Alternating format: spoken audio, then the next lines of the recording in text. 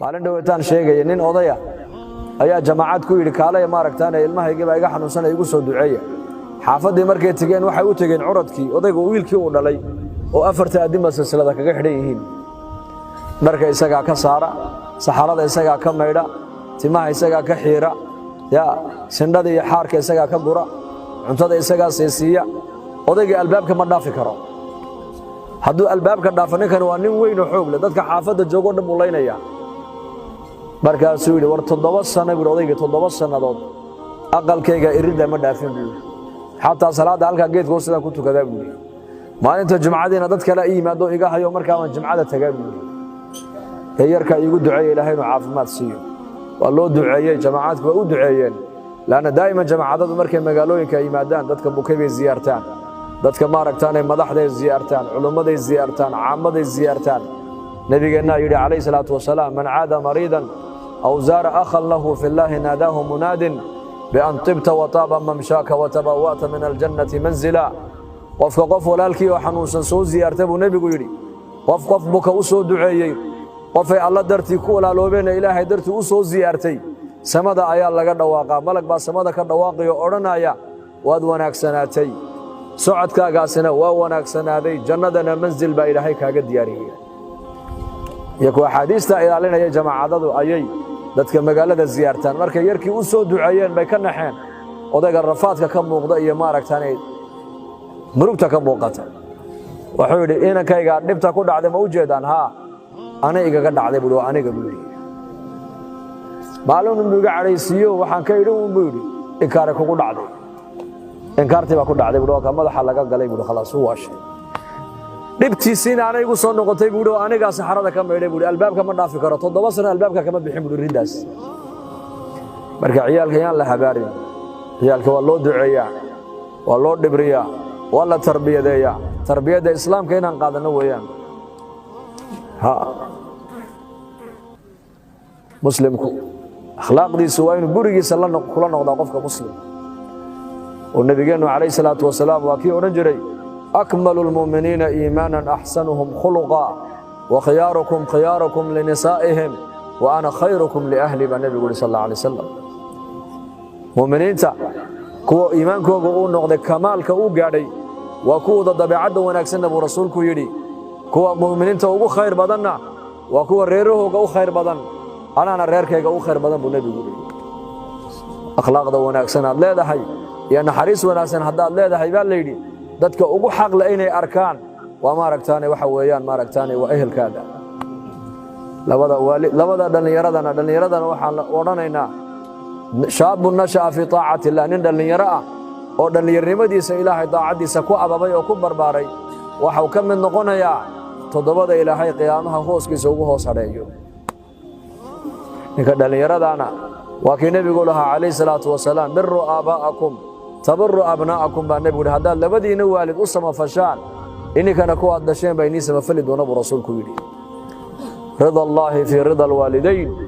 ilaahi raali galintiisu waxay ku xiran tahay buu nabigu yiri labada waalid oo la raali galiyo waalidkaaga raali gali saxaabiga la oran jiray taabiciga Urwa bin Zubayr Allah raali ka noqday ayaa waxa la hooyadii Asma ayaa la Urwa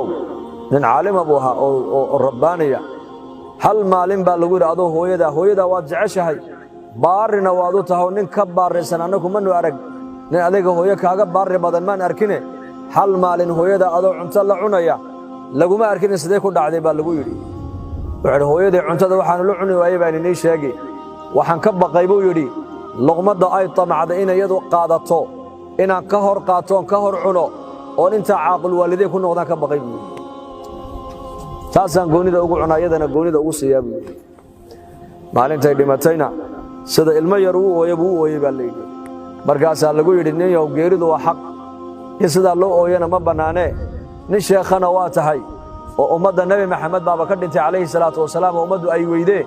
waa maxay ooyinta sidana hooyada aad ugu ooyeyso wuxuu yidhi geeridu waa xaq weeyaan hooyaday maaha waxaan dhimashadeeda la ooyayo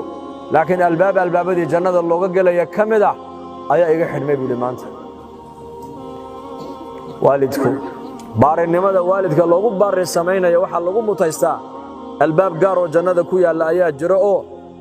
dadka labadooda waalid ama mid ka mida baariga u ahaa ay ka galaan ayaa ilaahay ugu talagalay marka albaabkaasaa iga xidhmay buu yidhi marka aniga marka waalidiinteenna ha ka ducaysanno han u khidmayno han raalli gelinno walaa taqul lahumaa uffin walaa tanharhumaa waqul lahumaa qawlan kariima واخفض لهما جناح الذل من الرحمة وقل رب ارحمهما كما ربياني صغيرا إلهي بقرآن كي نوغو شيغا قابك والدك الله لدق مايو أفضى يرو كلمة والدك إن هذو استعمال شماها ولا تنهرهما نبالي وامحي ووجهك إن يسبدل بكارك لبدا هذا والد marka kula hadlayaan ay amarku siinayaan iska daa diidmada qalbiga inaad ka diiday iska daaye wajigaaga ayeen ha tusin wajigaaga inaad waxaan diidaysa amarkooda marxaba unhay marxaba hooy marxaba waayahay marxaba unhay hada labada waalid marxaba aad tiraadid kuwad adiguna dhashay marxaba un bay ku oranayaan ogow ana labada waalid ayaka kugu tabcaysiiba hooyada 9 biloodna caloosheedaad ku jirtay 2 sanana dhabarkayga ayaad saarnayd min maalintaad dhimanaysid ama adigu aad ka hor dhiman ama iyadoo ay ka hor dhimanna waa wiilkaygii yaraadon bay ku haynay adoo 60 jir oo 70 jir on baa kan waa garab dambayskayga iska eega hooyada ilaahay baa naxariista inoo galiyay waxaan iyada siino ayay ubadkayga dib u siinaysay ilaahu ku naxariiso markaasaan hooyo waxaan adaan ku keenay adaan ku soo diray anu da maxaan ka dhigay oo ciyaalkan siinayaa adoo konton jir intee madaxa ku qabatay ku oran waa kanoo sallidna looma mariyo islaamihiisa war kama hayaan ilmahayga yara dhashay ya allah hooyada abaalkeeda lama gudi karaayo nabigeena calayhi salaatu wasalaam nin baa u yimid oo yidhi saxaabada yaa rasuulallah dadkayga ehelkayga qofkee aniga igu xaq la bali sheeg markaa buu nabigu hooyo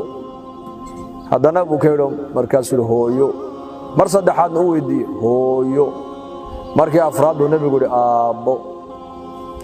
maxaa saddexdaa nebigu hooyada u sheegay laanna hooyadu tacabka ilmaha ay la soo martay aabbuhu lama soo marin aabbaha sifadiisu waa adayg